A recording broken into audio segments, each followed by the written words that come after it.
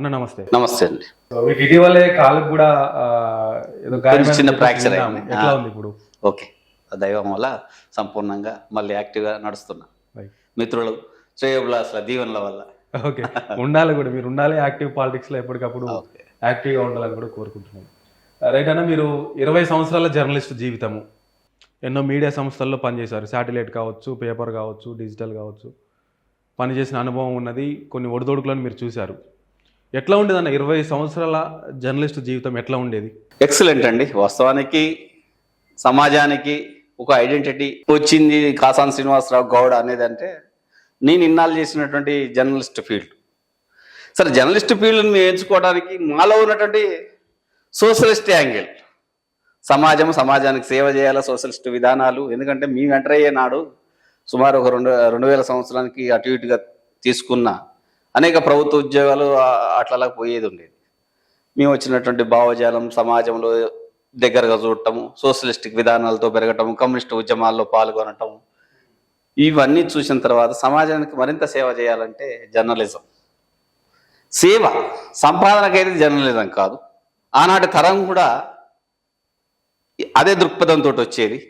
మేము వస్తున్నప్పుడు మన సీనియర్లు అనేవాళ్ళు, ఎందుకు తమ్మి వస్తున్నాం, ఇది మేమే వచ్చి ఖరాబ్ అయిపోయాం అంటే. ఖరాబ్ అంటే ఆ దుస్థితి కూడా అట్లా, ఆ పరిస్థితులు కూడా అలానే ఉంటాయి. 20 సంవత్సరాల కింద మీరు జర్నలిస్ట్ ఫీల్డ్కి వచ్చేటప్పుడు కూడా మిమ్మల్ని ఆ మాట అన్నారు, ఎందుకు వస్తున్నావు, కొన్ని ఇబ్బందులు ఎదురైతే అని చెప్పేసి అన్నారు.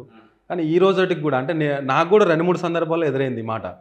నేను కొంతమంది మీలాంటి అప్పుడు ఉన్నటువంటి జర్నలిస్టులతో చర్చిస్తున్న సమయంలో, ఎందుకు తమ్మి మంచిగా చదువుకున్నావు, ఎందుకు ఈ ఫీల్డ్, నీకు ఏదైనా జాబ్ చేసుకో అనేటువంటి మాట వినిపించింది తప్ప, వస్తే దీంట్లో నీకు రాయల్టీ లైఫ్ ఉంటుంది, గ్రీన్ కార్పెట్ ఉంటుంది, రెడ్ కార్పెట్ ఉంటుంది అనేటువంటి మాట అయితే ఎక్కడి నుంచి రాలేదన్న.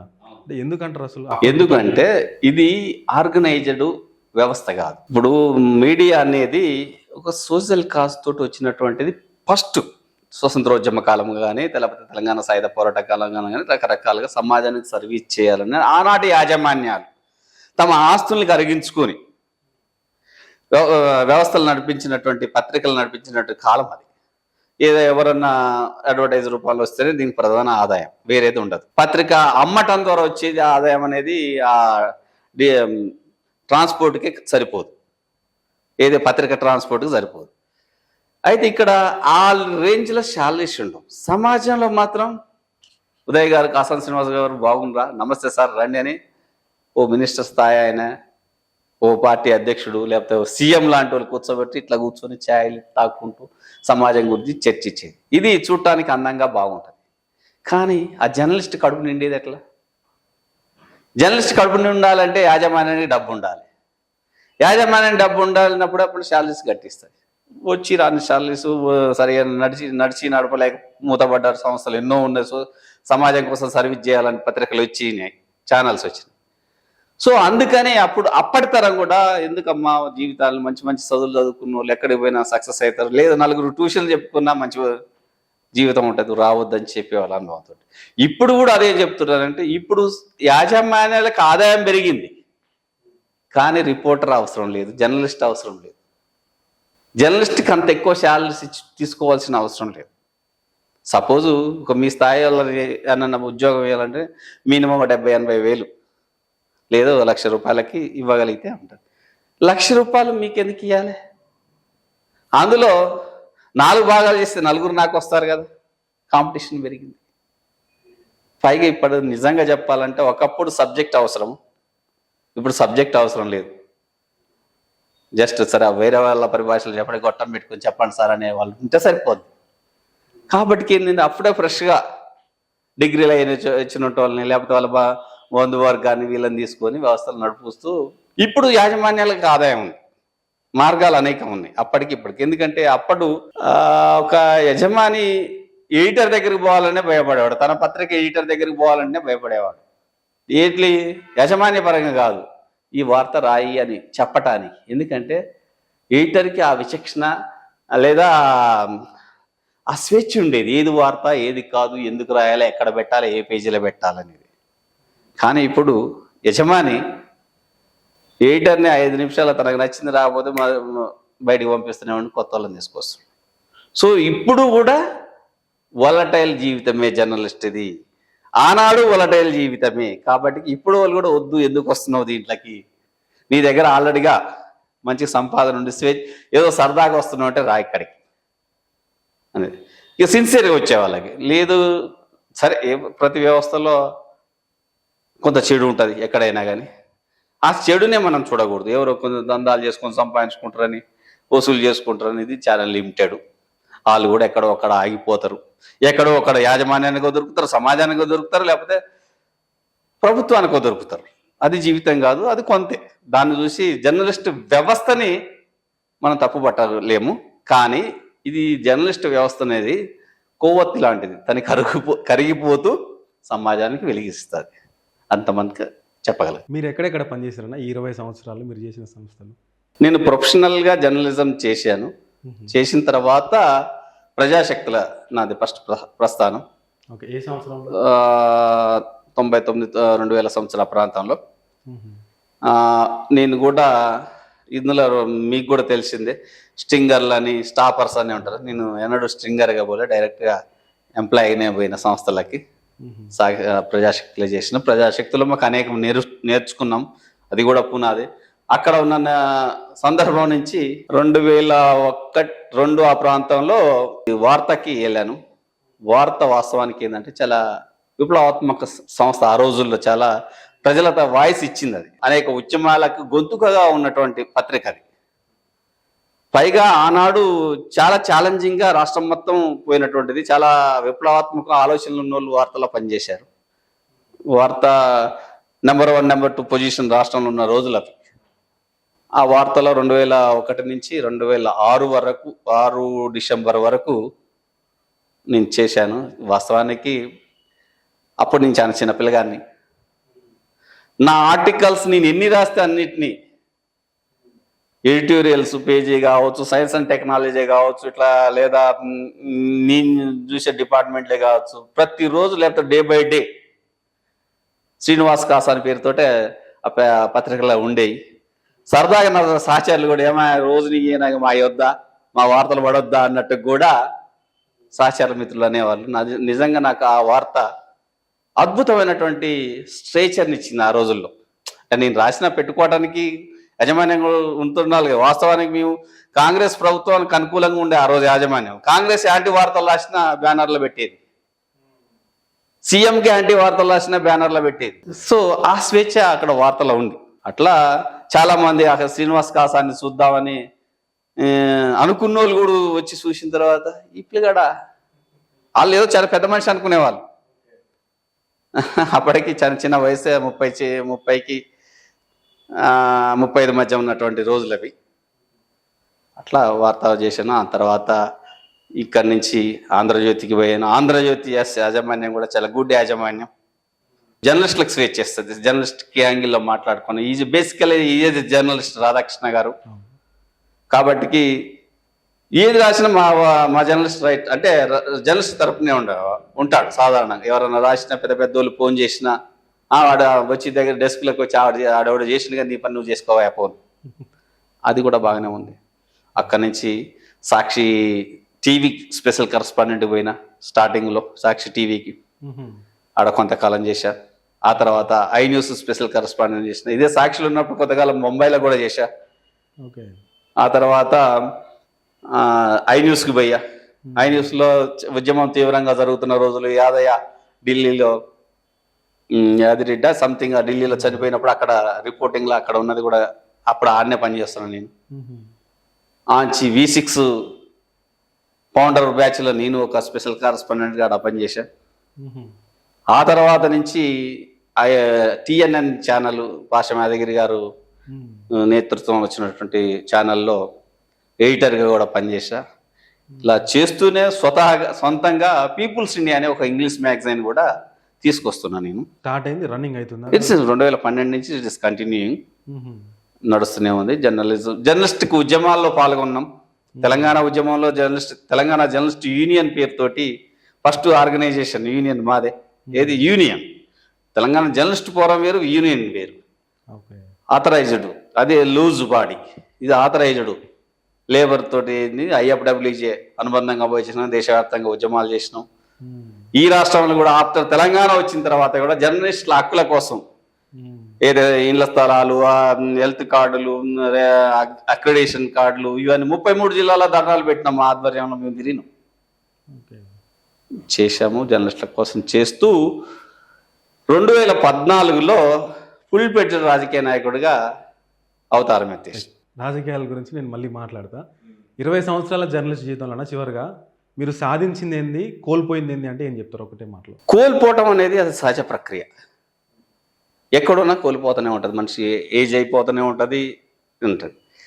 సాధన అనేది ఒక్కొక్క వ్యక్తి ఒక్కొక్క రకంగా చూస్తుంటారు. నువ్వు ఎన్ని కోట్లగా ఆస్తిపరుడవి,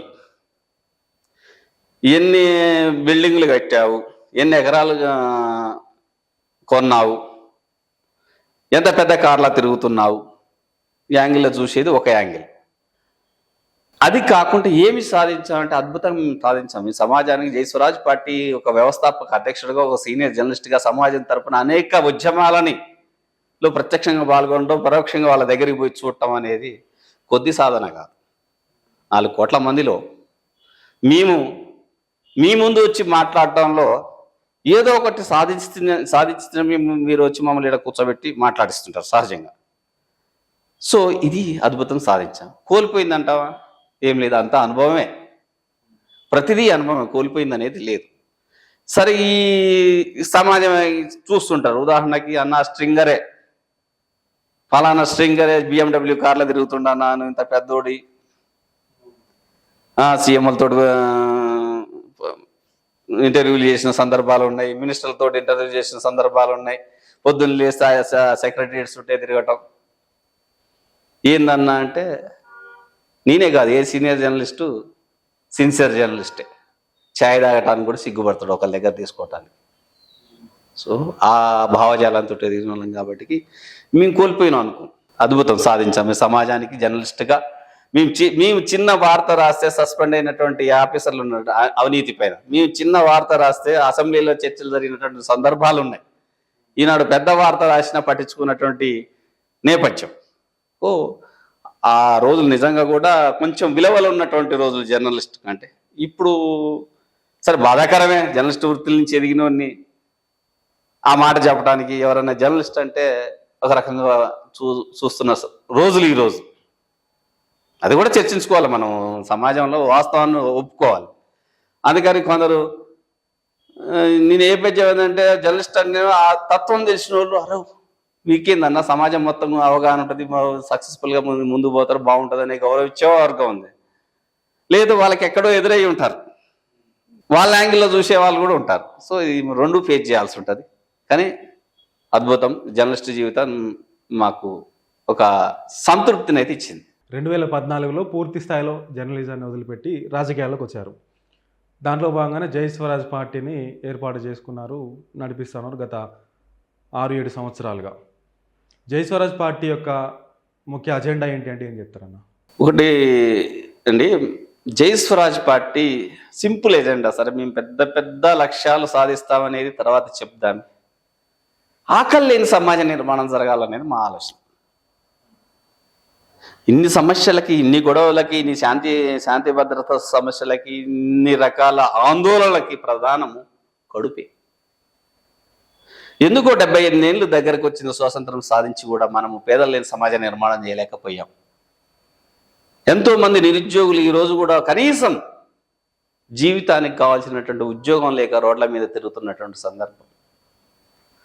ఎంతోమంది మన ఈ పేవ్మెంట్ల మీద, మెట్రో స్టేషన్ల కింద, లేకపోతే బస్టాండ్ల దగ్గర, ట్రాఫిక్ జామ్ల దగ్గర ఆ పూట కోసం అయ్యా అమ్మ అని చేతులు చేస్తారు.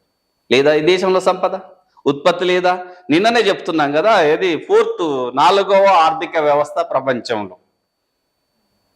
అమెరికా, చైనా, జర్మనీ తర్వాత 4వ ఆర్థిక వ్యవస్థగా ఎదిగాం. దీని 4వ ఆర్థిక వ్యవస్థ ఇంట్లో అడుక్కునే వాళ్ళు ఉన్నప్పుడు, దేశంలో అడుక్కునే వాళ్ళు ఉన్నప్పుడు, నిరుద్యోగం ఉన్నప్పుడు, పేదరికం తాండవిస్తున్నప్పుడు 4వ ఆర్థిక వ్యవస్థతో మనం బలపడ్డామని చెప్పి సంబరపడదామా? వీళ్ళు ఏడుస్తున్నందుకు బాధపడదామా? అభివృద్ధి అంటే మా ఉద్దేశం ఏంటంటే, ఇక్కడ ఉన్నటువంటి 145 కోట్ల మంది 3 పూట్ల కడుపు నిండా తిని చల్లగా సొంత ఇంట్లో నిద్రపోవటం దగ్గర నుంచి అభివృద్ధి స్టార్ట్ అవుతుంది అనేది మా ఆలోచన. అందమైన ఫ్లైఓవర్లు లేకపోతే మెట్రో స్టేషన్లు, 120 అంతస్తుల బిల్డింగులు, పెద్ద పెద్ద బ్రహ్మోసులు, అవి వద్దంటాలని. దానితో పాటు వీళ్ళని కాపాడు, వీళ్ళకి మినిమం సపోర్ట్ ఇవ్వాలనేది జై స్వరాజ్ పార్టీ కూడా ప్రాథమిక ఎజెండా. అది అల్టిమేట్ ఎజెండా సోషలిస్ట్ నిర్మాణం. కుల వివక్ష, మత వివక్ష, పేదలు లేని సమాజము, వర్గ వివక్ష లేని సమాజము, కులమత వర్గ వివక్ష లేని సమాజము, అందరూ మనిషిని మనిషిగా గౌరవించటం, మనిషి యొక్క శక్తి సామర్థ్యాల బట్టి స్థాయిలు ఉండొచ్చు. ఇప్పుడు ఎడిటర్ని గౌరవించాల్సిందే. ఏది రిపోర్టర్, జర్నలిస్టు. ఆయనకు నాకు తేడా ఏందని ఆయన పక్కన కూర్చోలేము, ఎందుకంటే అది స్థాయి పొజిషన్ బట్టి. కానీ ఆ ఎడిటరు ఆ రిపోర్టర్ని హీనంగా చూడటం ఉండకూడదు. వివక్ష వేరు, స్థితి వేరు. స్థితినే వివక్షగా చూడటం కూడా ఉండకూడదు. సో అందుకని వివక్ష లేని సమాజం ఉన్నాం అంటున్నాం. ఆయా వ్యక్తి యొక్క సామర్థ్యాలు, పరిస్థితులను బట్టి, పొజిషన్లను బట్టి గౌరవం అది వేరు. అంతేగాని ఆ వ్యవస్థ నిర్మాణం జరగాలనేది, మనిషిని ఆత్మగౌరవంతో బతకాలనేది, ప్రతి మనిషిని ఫస్ట్ దైవంగా భావించాలి. మీలో ఎలాంటి సృష్టిలో నిర్మాణం సరే, సృష్టి నిర్మాత ఎవరనేది పక్కన పెడితే, అనంత విశ్వంలో, భూగోళంలో మానవ జాతిని చూస్తున్నాం. ఇప్పటికి ఉన్నటువంటి టెక్నాలజీ ప్రకారం అనేక గోళాల్లో ఇప్పటికి ఉన్నటువంటి టెక్నాలజీ ప్రకారం సాంకేతికంగా, సరే నేను ఆధ్యాత్మికంగా చెప్పట్లే, సాంకేతికంగా భూగోళంలో మనుషులు ఉన్నారు. ఆ మనిషికి ఎంత విలువ ఉందో ఈ మనిషికి అంతే విలువ ఉండాలి. కానీ రంగును చూసో, ప్రాంతాన్ని చూసో, అతను వచ్చిన నేపథ్యాన్ని చూసో హేళన చేయటం తప్పు. ఆ వ్యవస్థ లేని నిర్మాణం జరగాలనేది జై స్వరాజ్ పార్టీ లక్ష్యం. 20 సంవత్సరాల జర్నలిస్టు ఉద్యమంలో ఇవన్నీ చేస్తూనే వస్తూ ఉన్నారు. మీ పత్రికలు, మీరు రాసినటువంటి ఆ రాతల ద్వారా కావచ్చు, మీరు ఇచ్చినటువంటి రిపోర్టింగ్స్ ద్వారా కావచ్చు, మీరు ఆలోచించినటువంటి ఆలోచనల ద్వారా కావచ్చు, ఎంతో కొంత మార్పు అనేది అక్కడ జరిగింది. కానీ చివరిగా అల్టిమేట్గా మీరు ఎంచుకున్న దారి ఏంటి? రాజకీయాన్ని ఎంచుకున్నారు. ఇక్కడ అర్థం కానటువంటి విషయం ఏంటంటే, ఏ రంగంలో ఉన్నటువంటి వ్యక్తులు కూడా, ఇప్పుడు బిజినెస్ రంగాన్ని తీసుకుంటే కనుక అక్కడ సక్సెస్ అయిన వ్యక్తులు చివరిగా వచ్చి రాజకీయం ద్వారానే సమానత్వం జరుగుతుంది, దేశం అనేది అభివృద్ధి చెందుతుందని చెప్తారు.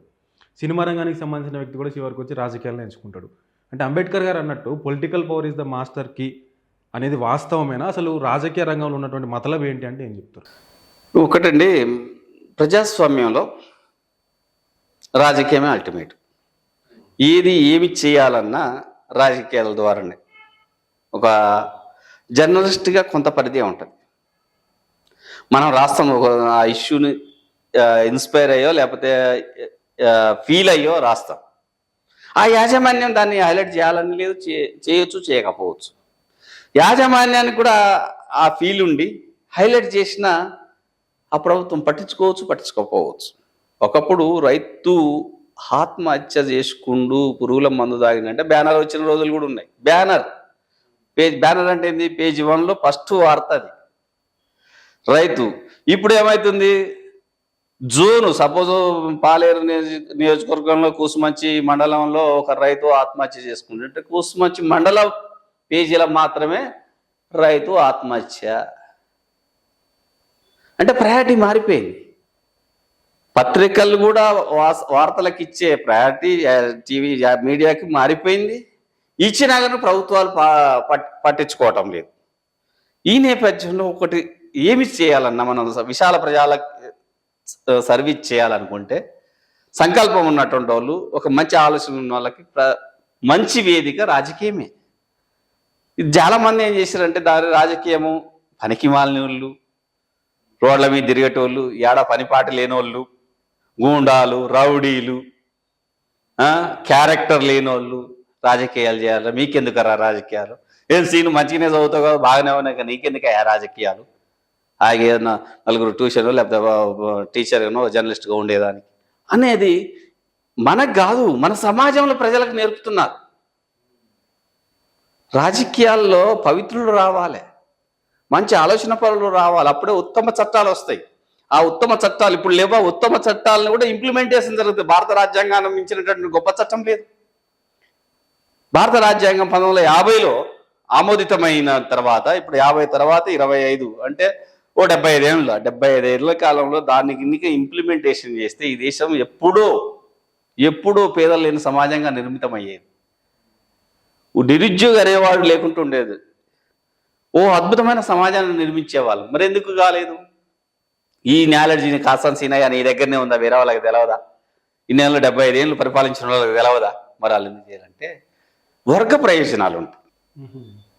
ఏ వర్గం ఆ వర్గం కోసం పనిచేసుకునే రోజులు ఈరోజు.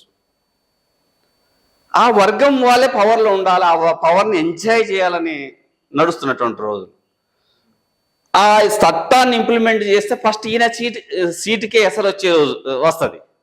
మరి ఈయన సీటుకు ఎసరు వచ్చే చట్టాన్ని ఆయన ఎందుకు ఇంప్లిమెంట్ చేస్తాడు? సో నా స్వార్థము నేను ఉండాలి, పాలన సాగాలి, రాచరిక వ్యవస్థ టైపు నేను ఒక ఎమ్మెల్యేగానో మినిస్టర్గానో సీఎంగానో పిఎంగానో ఉండాలనుకున్నప్పుడు ఈ చట్టాలు ఇంప్లిమెంట్ కావు కాబట్టి ఈ పేదరికం అట్టే నడుస్తుంది.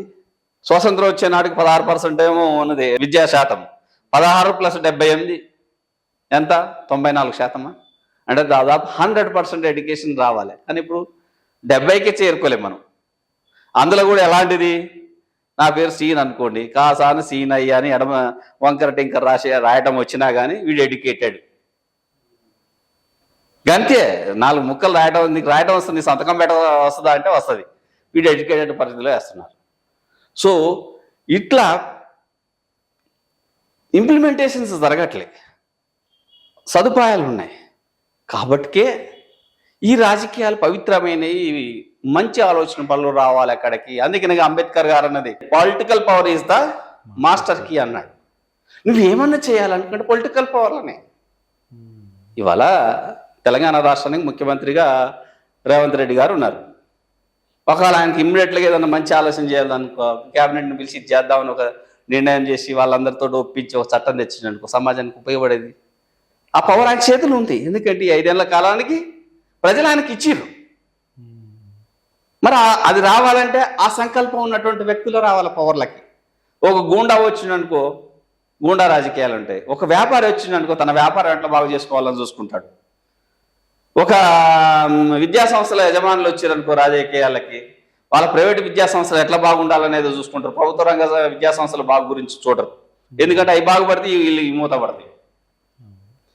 ఓ 10 మంది హాస్పిటల్ ఉన్నటువంటి యజమానులు రాజకీయ ఎమ్మెల్యేలుగా ఉన్నారనుకో, ప్రభుత్వ రంగ హాస్పిటల్ని ఎట్లా నాశనం చేయాలి, ఎందుకంటే అవి నాశనం అయితేనే వీళ్ళ హాస్పిటల్ బాగుపడతాయి. మరి ఎవరు రావాలి చెప్పండి రాజకీయాలకి?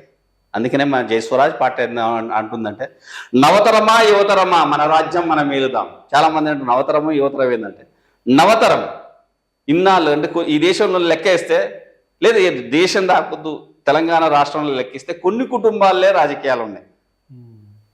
కేసీఆర్ కుటుంబం, ఇందిరారెడ్డి ఉంటే సత్తా ఇందిరారెడ్డి కుటుంబం, లేదా జానారెడ్డి ఉంటే జానారెడ్డి కుటుంబం, లేదా ఇంకెవరు ఇట్లా కొందరు మన ఉదాహరణకు కొన్ని వచ్చినాయి. వాళ్ళు వాళ్ళ వారసులే ఉంటున్నారు. వాళ్ళు లేకపోతే సపోజ్ ఇంకెవరు చూసినా వాళ్ళ తర్వాత మన వాళ్ళే ఎమ్మెల్యేలు సీఎంఎల్ఏ అవుతారు.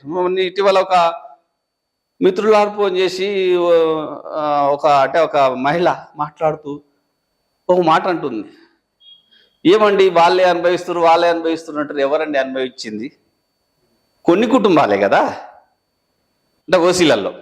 మిగతా ఓసీలలో ఉన్నటువంటి ఎవడన్నా కనీసం వాళ్ళకి పేదరికంలో ఉన్న వాళ్ళు ఎంతమంది ఉన్నారు? ఎంతమంది ఆస్తులకు ఉన్నోళ్ళు ఉన్నారు? అంటే ఇది ప్రజాస్వామ్యంలో కొన్ని కుటుంబాలకే పరిమితమైంది. దాన్ని కులపరంగా కాకుండా ఆర్థిక పరంగా చూసే రాజకీయాలు కావాలని చెప్తున్నా. ఆర్థిక పరంగా అంటే పేదోడు ఉంటే ఫస్ట్ పేదోడికి మేలు చేయండి, తర్వాత చేయండి. అన్ని వర్గాల వాళ్ళు ఆ చట్టం మీదకి ఈక్వల్గా వచ్చేటట్టు మార్గాలు చూడండి అని చెప్తున్నట్టు నిజమే కదా. ఇంకా అంటే ఇక మాట్లాడుకుంటూ పోతాం అంటే చాలా లోతుల్లోకి వెళ్ళిన కొద్దీ ఈ ఒక రోజు 2 రోజులకు ఈ రోజులు కూడా సరిపోవు. సో మళ్ళొకసారి మనం ఆ విషయాలన్నీ చర్చించుకునే ప్రయత్నం చేద్దామన్నా. మీ పార్టీ యొక్క ఎజెండా ఖచ్చితంగా నెరవేరాలి. మీ పార్టీ చేపట్టే ప్రతి కార్యక్రమం ద్వారా ముఖ్యంగా ప్రజలకి మంచి జరగాలి. ప్రజల్లో ఉన్నటువంటి సమస్యలు ఏలెత్తి చూపుతూ ఎప్పటికప్పుడు వాటి పరిష్కారం దిశగా మీరు పనిచేయాలని చెప్పేసి మనస్ఫూర్తిగా కోరుకుంటున్నాను. ధన్యవాదాలు. చూశారు కదా, ఇది మరి కాసాని శ్రీనివాస్ గౌడ్ గారు, జయస్వరాజ్ పార్టీ జాతీయ అధ్యక్షులు మనతో చెప్తున్న విషయాలు.